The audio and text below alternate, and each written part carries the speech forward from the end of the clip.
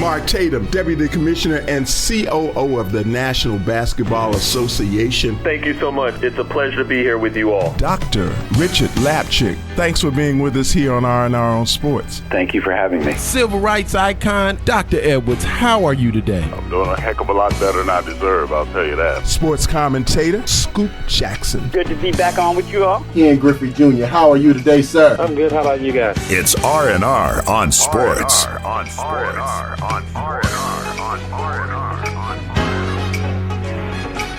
Hello and welcome to R&R on Sports. I am Howard Robertson. I am the most ingenious, the most imaginative, absolutely phantasmagorical Larry Robinson. What's up, America? How y'all doing today? How you doing, bro? Yeah, I'm good. Good.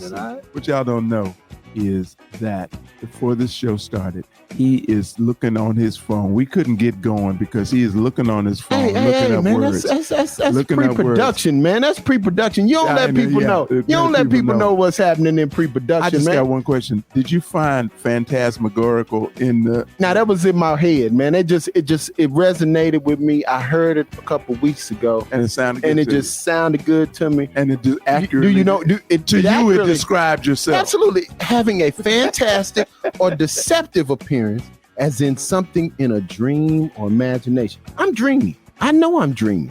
So that's all. You know, just being dreamy and phantasmagorical. That could also be known as a nightmare. Boy, you crazy. What's happening with you, man? Everything good. Everything's good. This is this is a strange situation that we're in for all sports. And here's what I'm saying. I might repeat this during the show. Okay. All right. As it regards playing whatever sport it is, my thing is it's all good until it ain't. That's the truth. That's true. I mean, think about it with the Marlins. I mean, everything was wonderful. MLB was starting up. Everybody was excited about the starting day. Oh, my God, it's happening. We're going to do it. And then they ended up with 18 mugs of COVID. 8. But, you know, NFL, same way. They trying to push this whole thing around starting training camp. But what happens? Players are opting out, and they testing positive you know what? for COVID. I think you have to take a real long, realistic look at what your sport is, man. Yeah. I mean, my God. Let's take baseball. Well, I think baseball Let's take baseball. Okay. Let's take baseball. Okay. You had 18 players on the Marlins test positive. And on the field, I mean... Well, it wasn't 18 players. It was 18 members of their traveling party. Okay. It's traveling party, right? Of the crew. Yeah. Okay. Yeah. So with that being the case, and I'm sure there will be more. But go ahead and finish your point. No. My point is, in baseball, there's a certain amount of spacing on the field as you are playing the game. Right. I guess the closest that you get is when somebody's on base. Right. When somebody's on base and they get but check it out. The dugout. That's all I want to say. Anybody that's ever played little league ball, you know, dugout ain't but so big. And it's the nastiest place because they spitting. Everybody's spitting everything from sunflower seeds to tobacco, spit everywhere. Hey. So that stuff is like spitting venom. like a cobra. But we're going to talk about it. I mean, you know, I have all the respect in the world because they're trying. Right. They are trying to make it happen, and I respect. Now, what do you think? Effort. What do you think is fueling the effort of pushing to have a season in football and basketball? And it was to finish their season. I got that. But baseball, they're pushing to get a season in. I think what's fueling it is a dedication to their sport, a dedication to their craft, a dedication to what they do. That's part of it, and a commitment to the fans. Money. That too. We're gonna talk about my that hands on some. A lot more. When we come back for more R&R on Sports on the KUDZUKIAN Network right after this. R&R on Sports. The great, legendary Ed Too Tall Jones. Years ago, when the Division I schools started recruiting black athletes, they took care of you very well. It's R&R on Sports. KUDZUKIAN. Black we are on a new network. I heard that. Yeah, we're on this new network called KUDZUKIAN. I know it's a crazy name. It's like sounds like kudzu. Right, yeah, which like the is a grass. parasitic flower. There you go. We for the kid We game. killing this game. I am Marcus Seaberry. Okay. I do the Comics Corner, Star Wars, Star Trek, Buck Rogers. Alrighty. Show my age on that one. My name Cardi B, and I'm from the Bronx. No, we're not for real. My name is Kimber. I love pens. I love books. That is what I bring to the show, as well as cuss words for these raggedy. On the KUDZUKIAN Network. Welcome to another edition of Fly on the Wall. Recently, there was a meeting between Roger Goodell of the NFL and his public relations team about his future as commissioner of the National Football League. And now, listen in as you become a fly on the wall. Hey guys, thanks for getting together on such short notice. Of course, you know the situation and...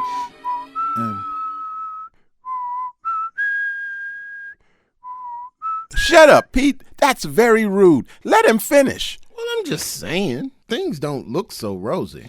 You're right, and that's why you're here, because I need to know just how we need to spin this thing. Come on, Raj. You're toast, man. So however we spin it, we've got to spin you out of there. Either you resign or get sacked.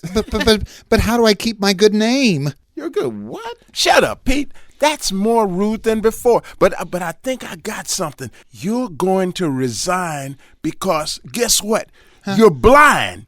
You can't see. You didn't see anything. The video or anything else. So you're resigning from the NFL to be a blind singer. Why should Stevie Wonder and Jose Feliciano be the only ones? We can call you Roger Charles, Ray's distant white cousin. What? Come on, try this. I got a woman. I got a way across town. She's good to me. Now try this. Baby, good. What I say? Baby, what I Baby, what I say right now? Baby, what I we'll say get it together. right? We'll get it together. Look, Pete, you still got Jay-Z's number? Yeah, I got it. Just talk to Jay. Call him. This is going to be great. This is going to be great. Come on. I got a woman. I got a woman. Oh, Lord. Hello? Hey, Jay-Z. Listen, man, I'm calling with Roger Goodell, man. He's going to be the next great. Listen to this. I got a woman. I got a woman. Way across town. She's good to me. Baby, it's going to be dynamic, man. It's going to be fantastic, but we need you to produce it, man. Hey, B, put Blue down. Come on over and listen to this. Hey. I got a woman. I got a woman. Way across town. Way over there. We can get it together in the mix, man. Well, I got a woman way over town that's good to me. Oh, yeah. Say, I got a woman way over town, good to me. Oh, yeah. She give me money. Entrepreneurs should check out Grindset because these are the stories of entrepreneurs told in the most raw, unassuming, and honest ways. And every episode, you will hear things that you didn't know that will no longer scare you, and you will feel encouraged to take your entrepreneurial journey because these are entrepreneurial heroes, and they'll show you the way. R&R on sports. Afraid of us, you know this ain't a game to us. You strange to us, that's when we getting dangerous. Come on. This is serious. We could make you delirious. You should have a healthy fear of us. Back for more R&R on sports. With all this happening, am I to understand that Lou Williams couldn't figure out nothing else to do but go to Magic City to get some wings? He went to Magic City to get some wings. Obviously, Magic City has the most amazing wings in the world. Wait a minute, Magic City, the joint? Yeah, the joint. The strip joint. The strip joint. He had to go to Magic City. Oh, he went to get wings. To get That's wings. what he said. I love. I just had to get some wings. But he was home for his grandfather's funeral. So in the midst of his. So Magic City got a takeout. I'm wings. going to. So you next can time, go. Next you time can go I'm in and Atlanta, not subject yourself to any of what's going on. To the other things. The other thing, but Just being tossed around. Yeah, just get some wings. And the pole. And then the sweat flying off the breastises. But he was just there for the wings. Yeah, he was there for the wings. So that's what he wants. But still got him a 10-day quarantine. Absolutely. Got him a 10-day quarantine. But Lou loved the ladies. It was rumored. Lou loved the ladies. It was rumored that Lou had 2 wives. Oh, really? Oh, yeah. He had 2 wives that he traveled with and everything. So we know Lou loves the ladies. So Lou he had to go get some. He drawn from his African roots. In Nigeria, I think Lou looked like he might be a little Egyptian or something. Yeah. He got a little Egyptian or Ethiopian look. You can do multiple. Yeah. So you can have as many as you can afford. Absolutely. Well, hey, so I tried. Look here, I tried telling Bev that when I went over there. They said, hey, you didn't tell her about your other wife when you went to Africa. I told her that they told me. Is this breaking news? Is this breaking news? Wives? Is this breaking news? And how many? How many did you have? I won't say what she said. Well, listen, man. Switching subjects a little bit. More than a Major League Baseball. Yes, has got to have one of the most boneheaded commissioners I've ever seen. Why do you say that, Larry? Well, number one, this is the guy who legislated over the whole process of catching a team cheating and did basically nothing. So that, you had people's money that was really affected, particularly the Dodgers. Then you got the brother Kelly, and of course you're talking about back when they were videotaping the sign, right? When they was beating on garbage cans and using technology and all that. They were doing more than videotape and in real time. Yeah, they were beating on the garbage can to let them know what pitch was coming and all that kind of stuff. Yeah. I mean, that's just so heinous and really speaks to the authenticity and the integrity of the sport. So to me, that is a death penalty type of infraction. Mm-hmm. He did nothing. Mm-hmm. Then you come back and the players are mad, particularly the Dodger players that actually lost money. Mm-hmm. They lost money because, you think about it, you got a World Series ring, you had a World Series MVP, you got all that stuff. You got Clayton Kershaw, who's looked at as a choker in pitching in major games and in the World Series because they knew what he was pitching. Of course he going to choke. What was coming. They knew what was coming. So you're going to tell me that these guys should be happy when they go against the Houston Astros? You think they're not going to do something? They throw baseballs at you when you're too close to the base. So you got to know that you're going to get some coming at your head for cheating them out of all of that money, cheating them out of the prestige, cheating the city out of Los Angeles out of their parade, all of that stuff. So to me, Rob Manfred really, really, really is tone deaf, and baseball seriously needs to look at a new commissioner because he doesn't get it. And he has absolutely no relationship with the players, obviously. And now there is, a dearth or lack of leadership is particularly difficult now because now it's all about leadership. It's all about leadership. And look at it. You got Adam Silver on the basketball side, who's basically ushered them along with his players. Because I think LeBron and Chris Paul had a really big impact in the Players Association with Michelle Edwards. I think it was not Michelle Edwards, Roberts.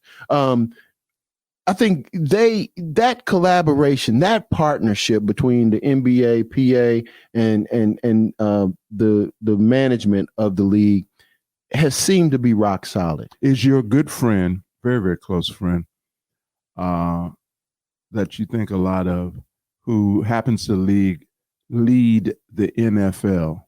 Is he going to rise to the leadership? You mean King Roger? Standard, yes. Is he going to exemplify the kind of leadership that is necessary and required here? Well, I would say that if you're looking at what has currently happened, no, because look at it. Players are opting out. You got players saying that it's not safe. You got some of the biggest. And the number now is 20. You got some of the biggest 24? players. You got some of the biggest 25 players. plus. You got some of the biggest players speaking out against the start of the NFL season. So to me, that says that there's no communication because you got some of your biggest brands associated with the league speaking against the league. Mm-hmm. So you didn't hear that. I mean, well, you heard it to some degree with the NBA, but you didn't hear it from your biggest stars. You literally heard, we want to play.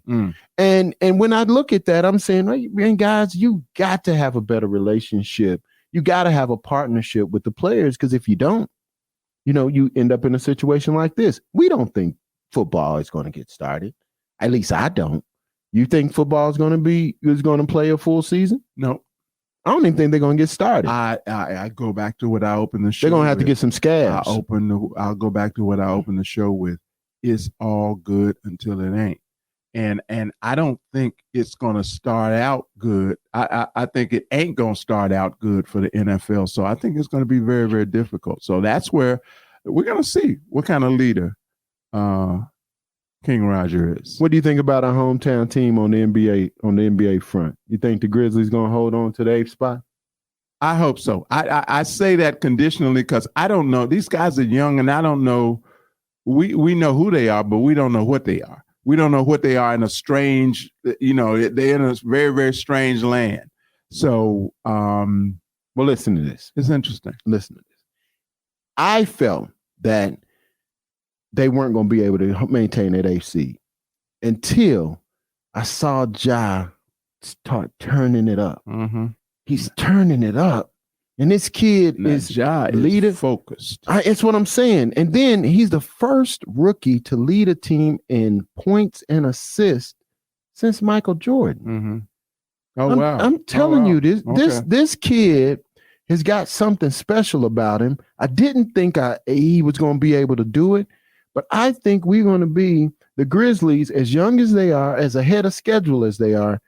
I want to say that I think the Grizzlies are going to make it to that 8th seed. Okay. All right. It's theirs to lose. It's theirs to lose. We have a great show today. We've got our very, very own. It's our brother. This is family. Yes. This is family coming back. Brother Scoop Jackson from ESPN. And he's here with us. Jeremy, why are you looking all funny? Well, listen, man. I don't know what I'm supposed to say. Well, here's what I'm going to say. With that, what are you going to say? We'll be back with Robert Scoop Jackson of ESPN fame and of the R&R fame, because he's our brother. When we come back after this. Thank you. Feeling the heat up in the street, rocking the beat. Step up in the club, take me. Hello, everybody. This is WNBA President Lisa Borders, working with all the good folks at R&R Sports. Let's go. Riffin' on jazz. When two friends get together to kick it about jazz, it's called Riffin' on Jazz. Catch us riffing on jazz every week right here on your favorite broadcast or podcast platforms. Riffin' on jazz on the KUDZUKIAN Network. KUDZUKIAN! You know I thug 'em, hug 'em, love 'em, leave 'em, but I don't trust or need 'em. Take 'em out the hood. Welcome back to R&R on Sports. We have fun around here, don't we? Oh my God. Hey, listen, man. Our producer, J-Rock, Jeremy McKnight, he looked like a kid, like he's trying to count. That was That was Red Fox, right? What you trying to do?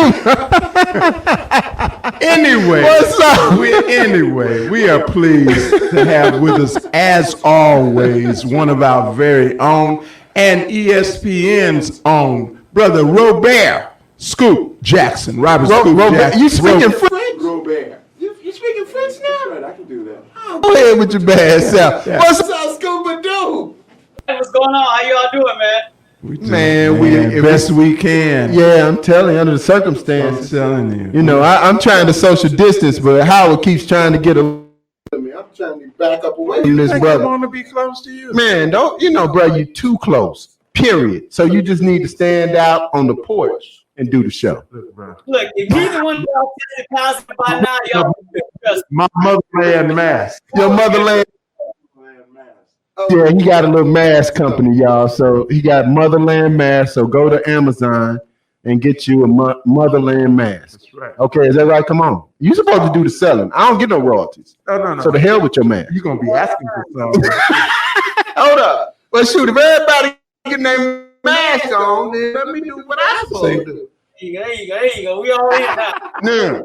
Now I feel much safer now. We're socially distanced and politically correct. I feel much safer now, although I can't breathe worth a damn. But it's because his nose is so big. So, Scoop, how you doing, man? Talk to us. Talk to us about your perspective, from your perspective, in terms of the state of this thing that we know as sports, which is unlike anything that's ever happened before in human history.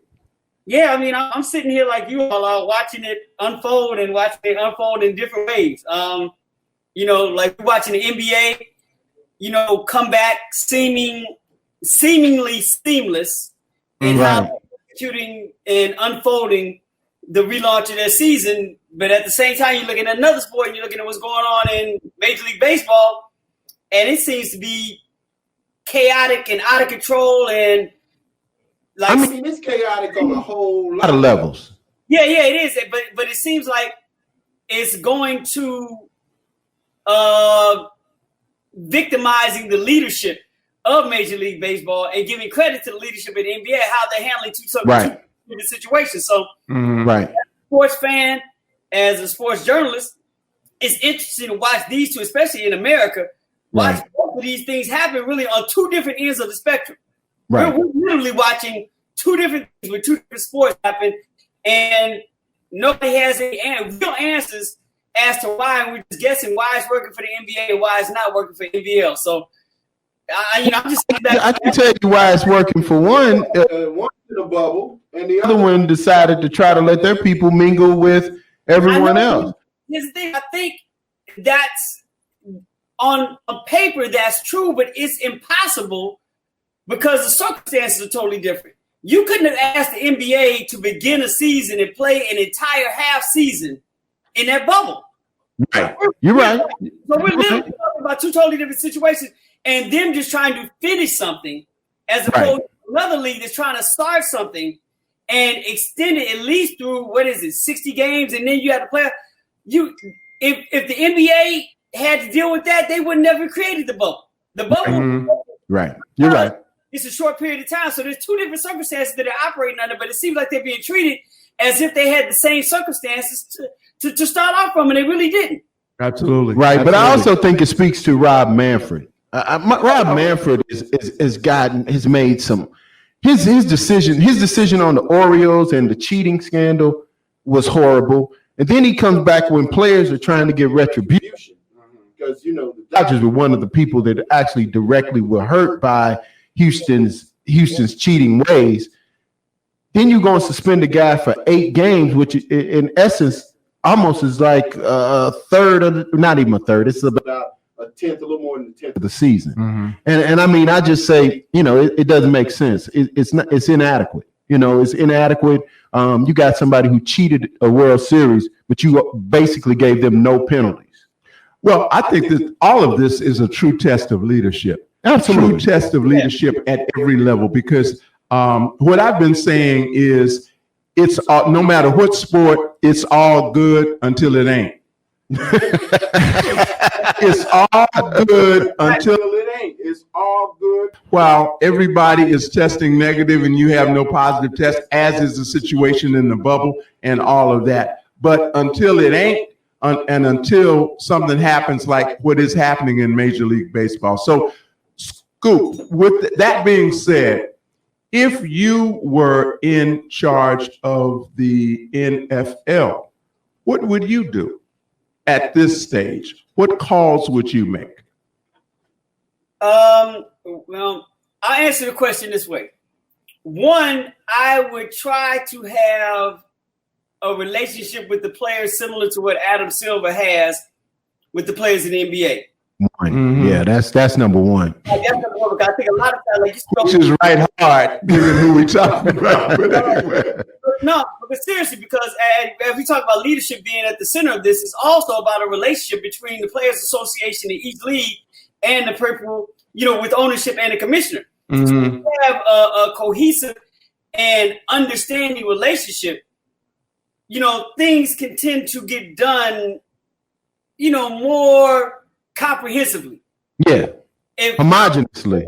But we know how this works between Roger Goodell does not have the same relationship with the players that Adam Silver does. Right. So what would I do? Close.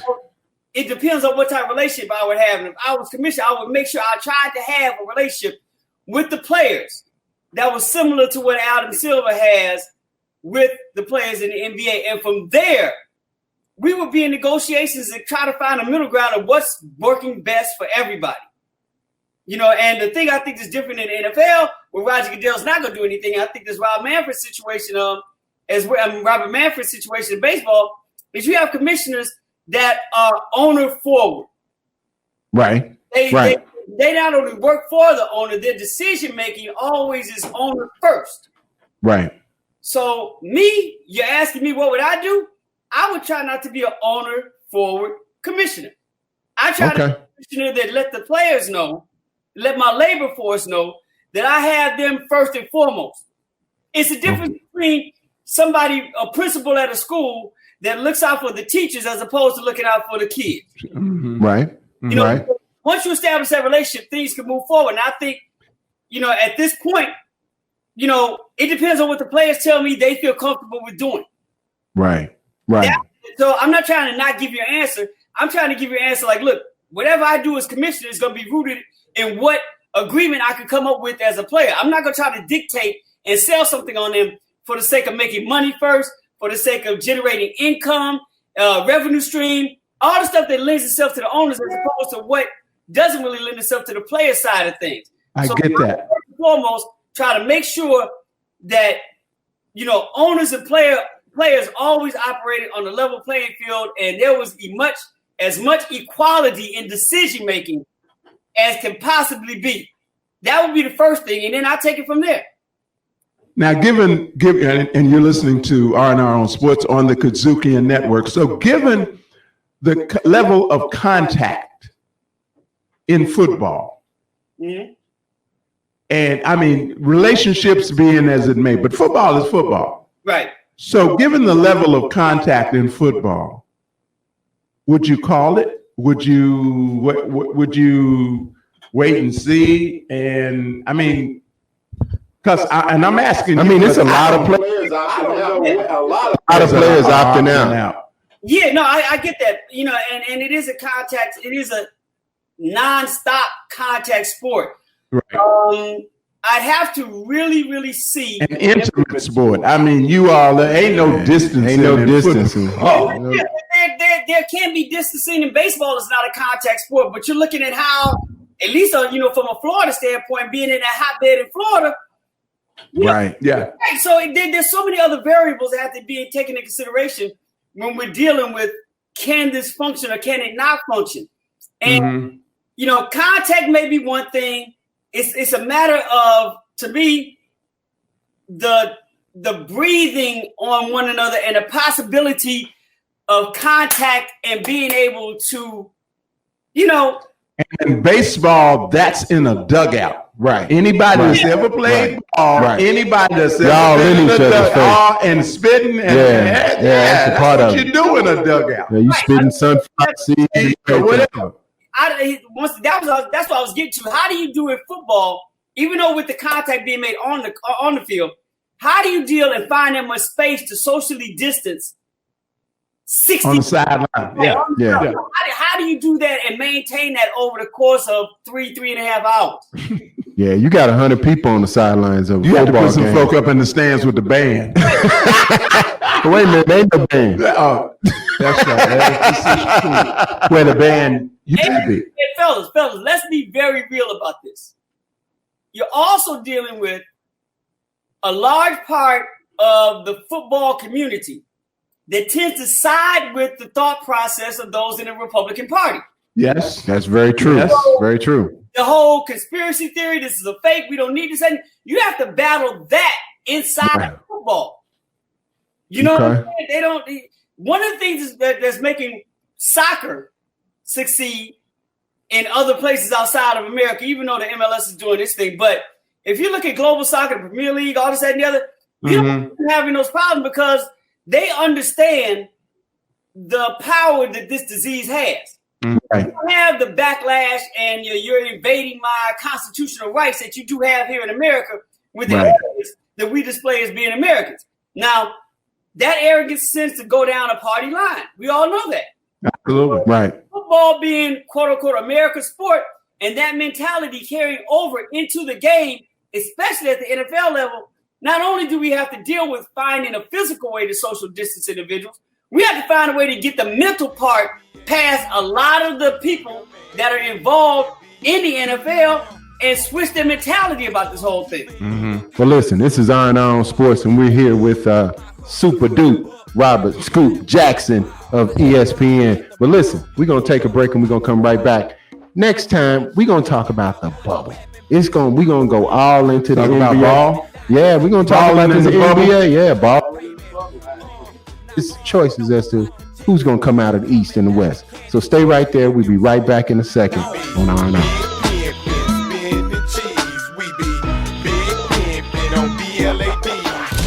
We're getting funky, y'all. And we have to thank Dick Durbin for being strong enough to actually come out of the Oval Office and say, hey, by the way. Because he didn't have to say it, did he? He didn't have to say it, and I appreciate it. Because I tell people all the time, just because you skin folk don't mean you kin folk. Absolutely. Right? Absolutely. Just because you skin folk, you ain't got to be kin folk. It's Funky Politics on the KUDZUKIAN Network. KUDZUKIAN. This is America. Don't catch you slipping now. Don't catch you slipping now. Look what I'm whipping now. Welcome back to Iron On Sports. I was just somebody was up under the table, but y'all ought to see we are serious, man. We are serious over here. When anyway, so problem with what's going on in KUDZUKIAN. Listen, man, we want to talk about the bubble And balling in the bubble once again.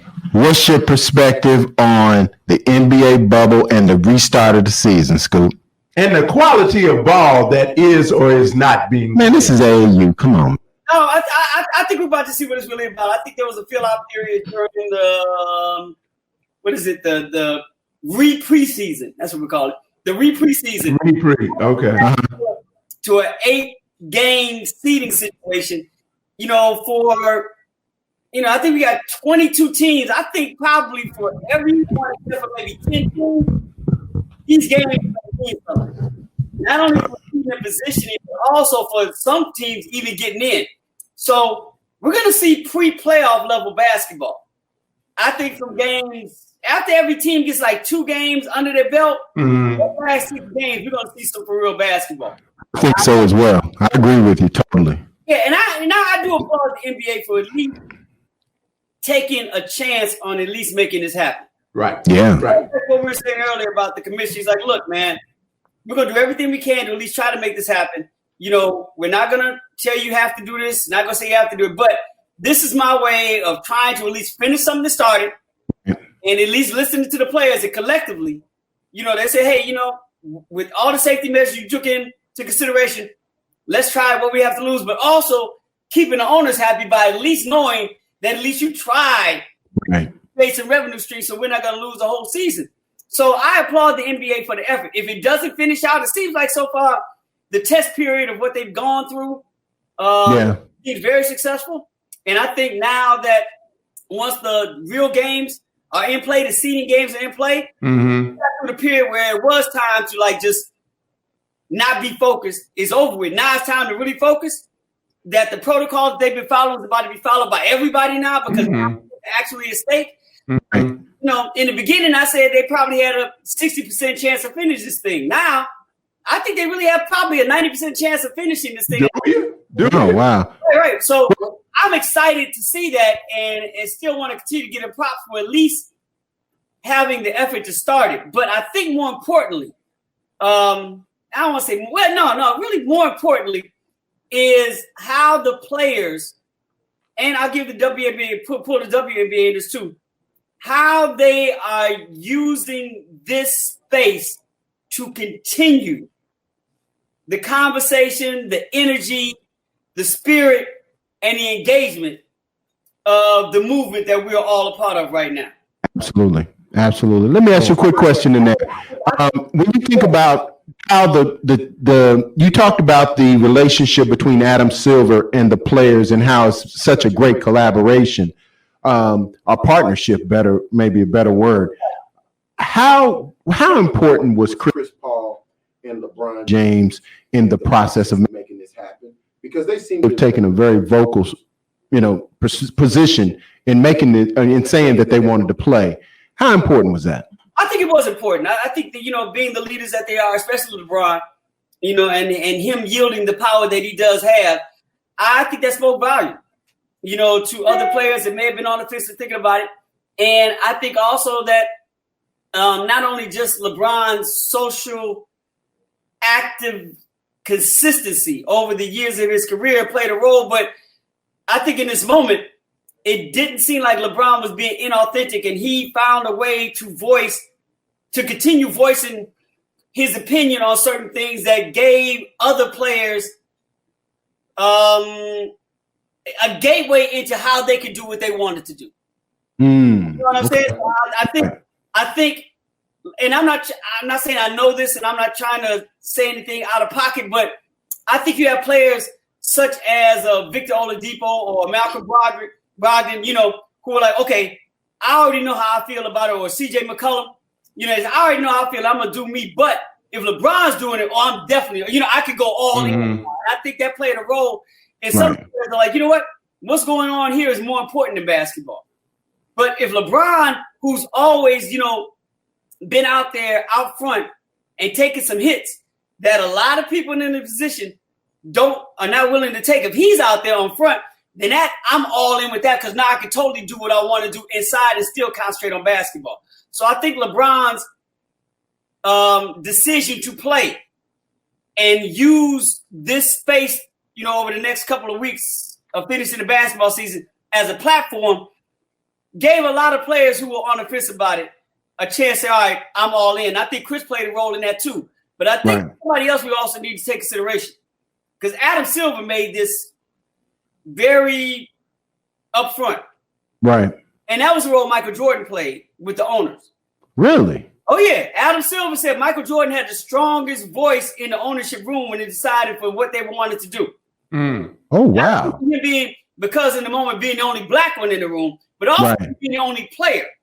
Right. And taking both things into consideration what Michael Jordan brought to Adam Silver was very, very upfront about how Michael's role also probably yielded the same power as LeBron and Chris Paul's did, but on the ownership side of things and not the player side of things. Wow. That's good. That's good to hear. And that's particularly good for him to hear, because he talks badly about Michael, like he just left everything. And no, I think he's just a despicable guy. I mean, he's just a despicable guy, man. I think the way he treated his folks was horrible. I don't think he represented leadership in a way that I think, if you want to say that winning is it. Despicable yet today. Not necessarily today, but I'm saying the fact of way he was treating his players and his teammates back in the day. So I just think there's a better way to do it. So Scoop, talk about what you think about the WNBA and walking off the court before the national, not being present during the national. Couple that with the Atlanta. What's the Atlanta Sparks? I can't think of what the last team name. Horrible. Yeah, but the WNBA with what's her name? Kelly Loeffler, the owner. Yeah. Who's literally been outspoken against the dream against the Black Lives Matter movement. Well, one, for the WNBA, I'd expect nothing less. If they've always been, and women's sports in general seems to always be 2 or 3 steps ahead, when it comes to social movements and dealing with things that a lot of male athletes tend not to lean in on.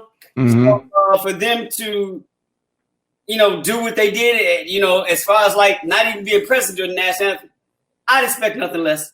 That's the way they roll, and so that wasn't a big deal to me. Not at all. And if anybody who follows the WNBA thought it was going to be different, then shame on you, because that means you're not paying attention to what they've been doing, and women basketball players have been doing for the last 15 years. I think speak about the ownership. To speak about the ownership, though, the ownership. The clapback that she got was necessary. Okay. Clapback. Do you see players really wanting to play for the Atlanta Dream?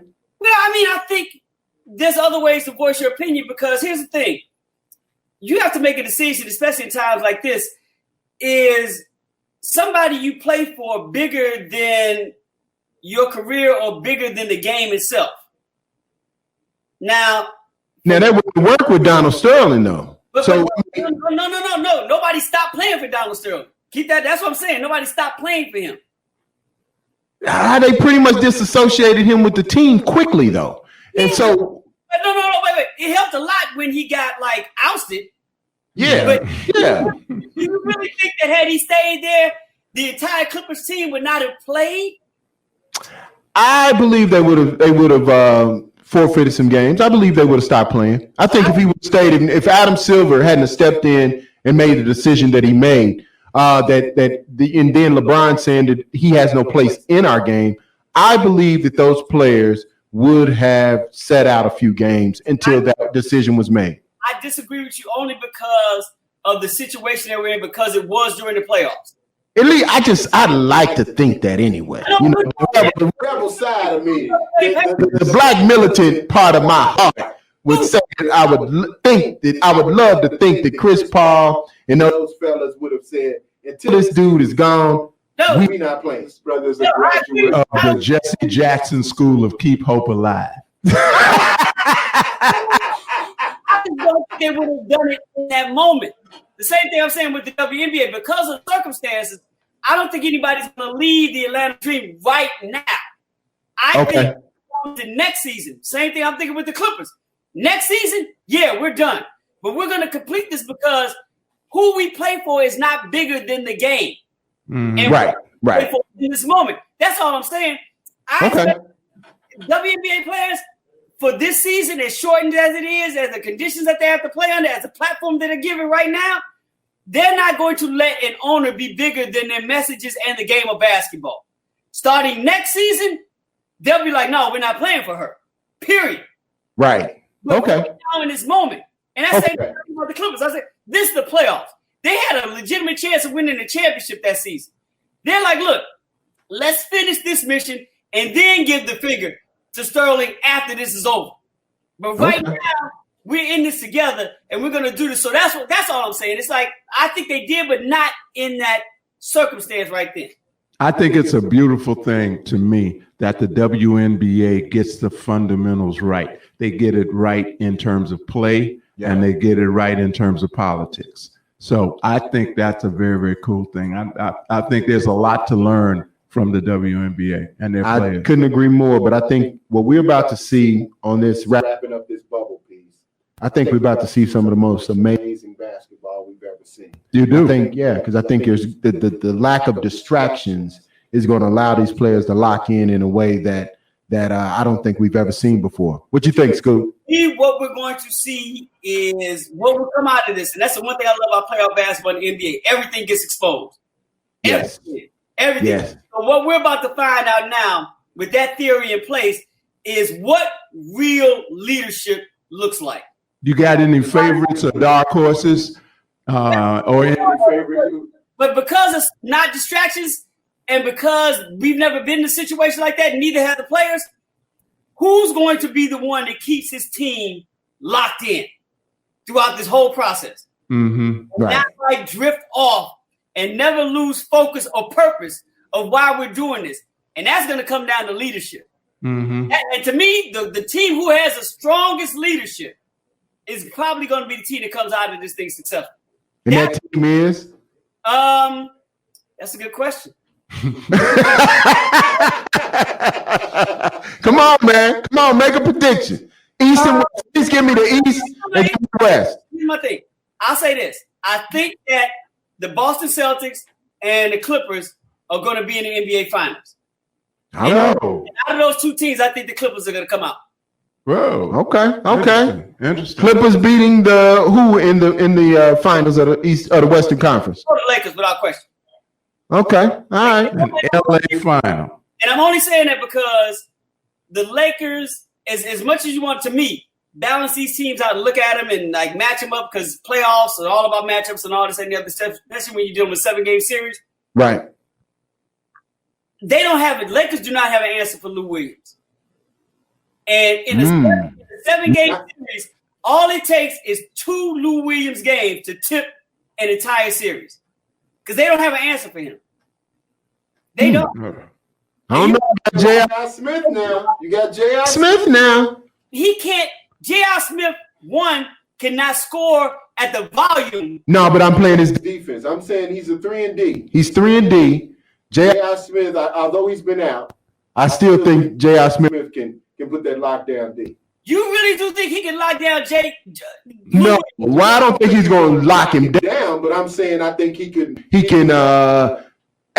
prevent him from going off like Lou Williams has in the past. Once again, when a series is this tight and this meaningful, and these teams are this locked in, it's not even Lou Williams having a big game. He can have one big quarter. You know what I'm saying? Change the whole trajectory. Because you all know, Lou can get hot and be unstoppable. He's been unstoppable throughout his whole career when he wants to. This is the first time in his career he's ever had to play for something.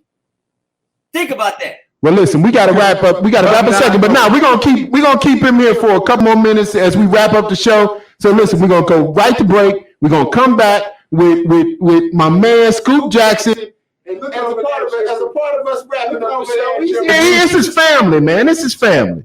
So listen, we're gonna come right back and we're gonna let Scoop finish up his statements on the bubble, balling in the bubble. That's on right. On Sports. While we in break, our producer's gonna beat the hell out of this man. So we'll be right back after this. Hi, this is Rika Catchings, and you're listening to R&R on Sports. R&R on Sports. The great, legendary Ed Too Tall Jones. Years ago, when the Division I schools started recruiting black athletes, they took care of you very well. It's R&R on Sports. All right, back with more R&R on Sports. Larry has been banned from talking because he messed up in the last segment. And so you got me. Scoop, take about 10, 15 seconds and talk about your book and tell them how to get it. Oh, no, the book is called The Game is Not a Game, The Power, Politics, and Policies of American Sport. You can get it through the publishing company, Haymarket, books.org, or on Amazon or any book, centric site that, you buy books from online right now.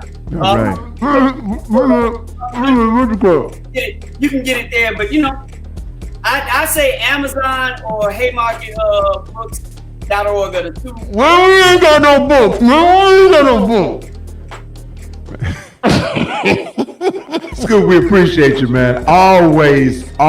Thank you very much for being with us here on R&R on Sports. Yeah. Did KUDZUKIAN get any of that Spotify money going around for podcasts? What happened?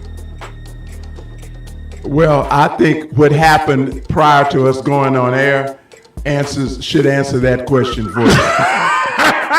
Hold up, man. Y'all can't keep talking about my company like that. What's wrong with y'all? We got some Procter & Gamble money. Now, that ain't what he asked. Well, we're going to get some Spotify money. We're going to get some Spotify money, too.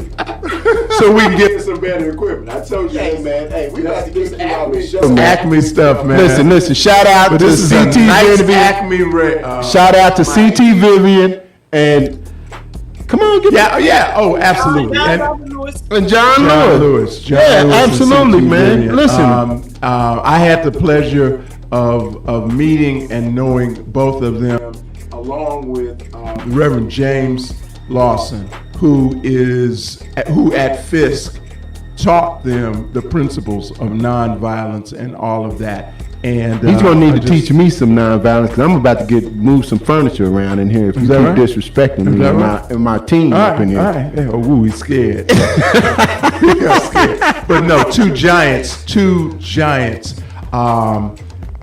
In everything, in every respect. Let's scoop out the last word since we got to go, man. Find the app on KUDZUKIAN, on App Store, on Google Play. I thought y'all told him. But Scoop, Man, listen, man. Scoop, take us out, man. Take us out, Scoop. Shout out to Radio Shack. There you go. Listen, come back next week, R&R, same bad channel, same bad time. And we out. Y'all take care. You've been listening to a little R&R on sports, written and produced by Howard Robertson, Larry Robinson, recorded and mixed in Memphis, Tennessee.